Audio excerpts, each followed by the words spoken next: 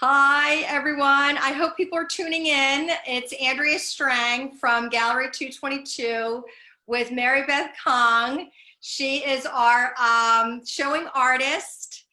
Her room is amazing. I wish everybody had the opportunity to just see it. In fact, Marybeth, you haven't even seen it.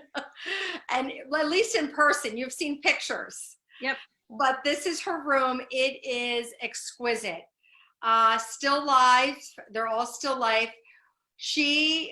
We have sold 7 pieces already.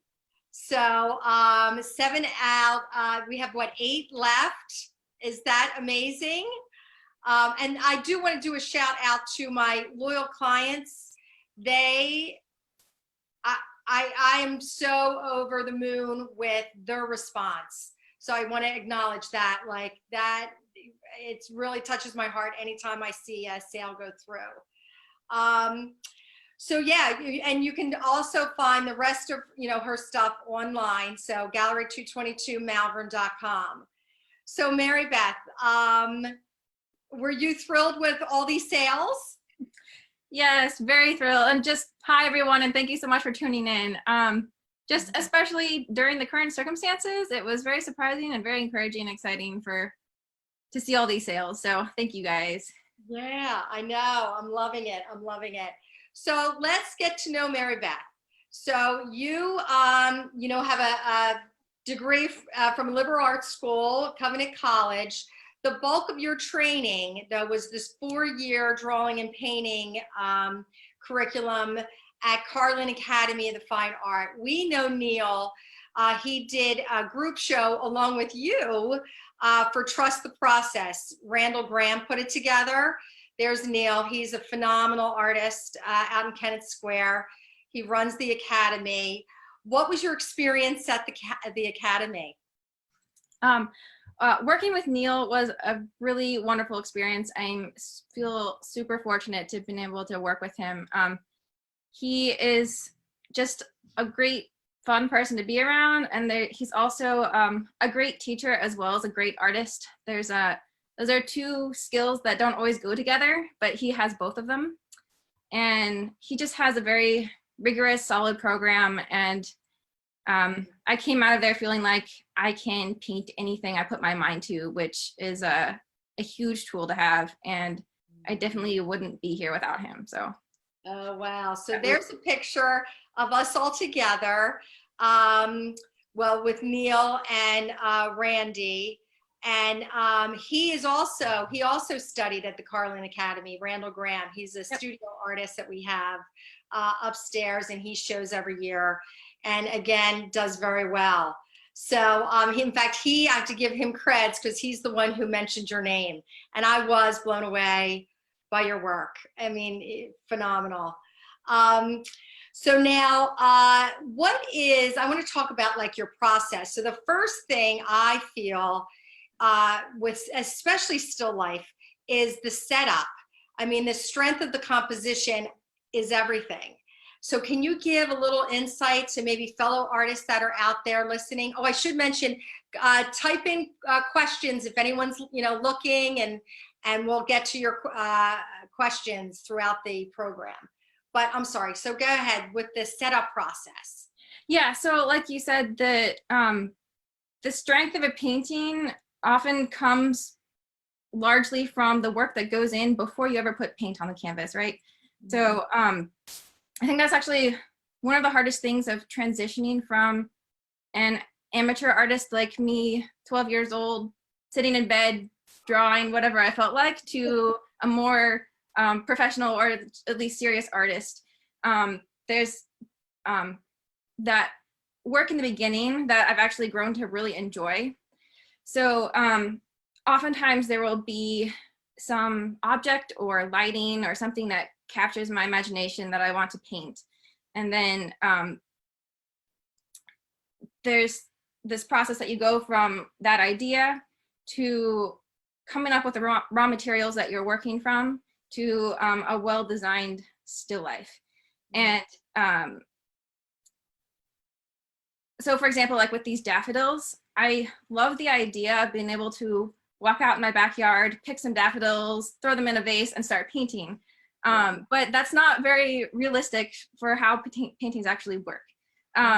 So I have this quote on my website that I really enjoy. I thought I'd share it here. It's from James McNeill Whistler.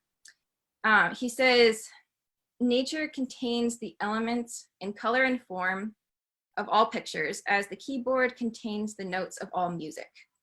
But artists are born to pick and choose and group with science these elements that the result may be beautiful.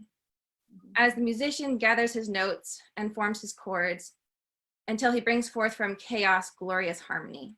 So one thing that I love is starting with this often chaotic mess of the objects I'm painting and then working with that to create something that's harmonious and beautiful. And yeah, well, I think that's like a fundamental thing of what humans do. We are made to develop and design and impose order and functionality and beauty on things. And so I like to show these like behind the scenes pictures of the setup that's not always well organized and beautiful, just like where it comes from. And then like another thing with that picture with the little toothpicks holding up the leaves. One of the challenges of working with organic objects is that they change. They're still growing, and like especially like daffodils, when you bring them out from the cold inside, they just tend to fall apart, things like that. So these are some tricks I have for getting a little bit more time out of them before they fall apart. So I don't know if people can actually see it, but the toothpicks are actually holding up the little leaves in the mandarin, right? I started painting this one night, and the next morning came to finish it, and the leaves were totally different. So I had to figure out some tricks to rearrange them properly again. Yes. Oh, that's great. And I love your website. You do mention that artist's job is to rediscover reality, and I just think that's a beautiful thought in itself, you know, and I think that's what you definitely do with your still lifes. You know, the ordinary objects become something magnificent. So you have an amazing eye. So let's see who's here. So Jackie Kane is here. Jackie's part of our Gallery222 family. Randall Graham, who I spoke earlier of, he's in. And Kieran, his son, he says hi. Henry Scott leaves a comment that he enjoys your perspective. Matthew Doherty, he was an artist that showed last month. Yeah, you have a great eye, which I have to agree. Jackie Kane thinks the mandarin is gorgeous. Julie Dengler thinks it's also beautiful. So that's all good comments. Keep them in, and of course questions. The next thing we're going to get to is your process. So please share your process with us. So just a little bit on that photo there in the beginning. That's another example where I had this peony and it was growing on me, so I had to wrap it up in rubber bands to keep it a bud so I could. Oh, that's so funny. In that stage. That was that blue rubber band, yes, or no, green rubber band. So the key to painting in general, for me at least, but flowers especially, is starting simple before getting into specifics. So it's actually a work of like abstraction in the beginning. Before I ever think about painting a petal, I get in these big shapes, so you can see the progression there. Yeah. And that's that technique yes, yeah, this one I started as a wipeout where I toned the canvas neutral gray, and then I used a paper towel to lift out the whites. And then I painted more opaquely on top of that.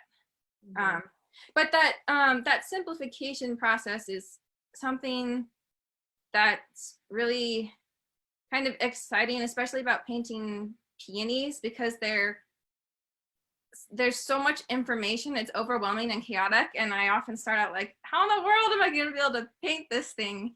And then at the end, I'm kind of like a little bit shocked every time that I was able to pull it off. So, but it's the simplification in the beginning that is really the key there. Keeps you moving through it. So is there any paintings that you abandoned? It just was too much. The leaves were too much. The petals were just too. Have you said, I'm just not feeling it? More often, it's not that the object is too complicated, but that I didn't have a solid design in the beginning, and I realized as I move on that it's just not going anywhere.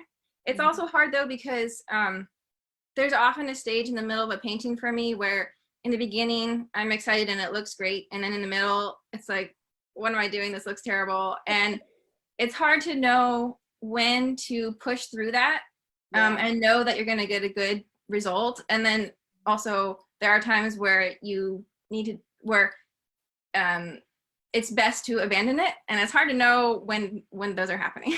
So yes, there are. Yeah, people, especially with still life, talk about during the setup process how things need to be touching each other from your point of view. Like, do you have any insight on that to bring it together? Like when you're actually placing objects that you want to paint, do you have a theory? Sort of. Like they're just little things like not having tangent edges where you have two objects that are almost touching but not quite. That makes you feel uncomfortable. And just having a balance of objects, not too stationary and not too random. Like I guess one of the things that I like best about still life is I like these scenes that look candid, like someone was just like working in the kitchen or came home and put their groceries on the counter or arranging flowers or something and had to leave off for a second. And so I like that. I want to make the appearance of randomness, but good design at the same time. So yeah, I'm definitely thinking about what's something that looks natural, but how are they tied together and how are they moving you through the picture? Right. And then how do you choose your background colors? Because that's what I noticed with your collection. You sometimes go dark, you sometimes go bright. Like, so is it just a feeling that you have? Yes. Sometimes that depends on how colorful the actual focal object is, or like the mood I'm going for. If I want it to feel like very finished looking or just kind of like fade off in the back. I don't have like a theory about that. It's just okay. Yeah, it's just like that's great. All right, let's see if there's any more. So Carol is also part of our Gallery222 family. Love her. Hello, Carol. She wants to know, are you totally a realistic painter? Are you always realistic? Yes, I would say so. Yeah, I've never gotten into purely abstract work. It's not so much of my interest for whatever reason. But there is a kind of abstraction that you do especially in the early stages when you're painting realistically. But yeah. And here's a question. Does Marybeth find connection between her musical talent and painting talent? I did not know you were musical. Please enlighten us. Yes, I love classical music, especially. I think if I couldn't have been a painter, I would have been a musician. Really? Yeah, I play the piano. I've played oboe and orchestra in college and stuff, but I've never really thought about that question before.